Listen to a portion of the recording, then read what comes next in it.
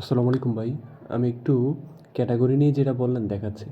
তো প্রথমত হচ্ছে ক্লিয়ার কেস দিয়ে সবসময় ঢুকে নিলে আমার মনে হয় যে চেঞ্জেসগুলো দেখা যায়।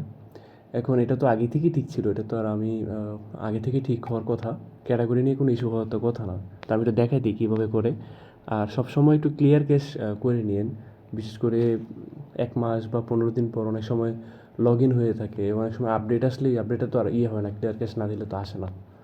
এখন এই যে ইনভেন্টরি যে ম্যানেজমেন্ট এখানে যদি যাওয়ার পরে ক্যাটাগরিজে যান, এই দেখেন আমি একটা নতুন ক্যাটাগরি অ্যাড করছি, নাম হচ্ছে টেস্ট টু। হ্যাঁ, তা আমি যে থ্রি ডটে ক্লিক করলাম, এডিটে ক্লিক করলাম, টেস্ট টু থেকে টেস্ট 34 আরও অ্যাড করলাম, ডিজিট, দেখেন কি হয়। এই যে হয়ে গেছে, তো গ্রিন মার্ক উঠছে, হয়ে গেছে। ইস্যুটা মনে হয় ক্লিয়ার কেস দিয়ে দেখেন, তাও কোনো ইস্যু তো নাই।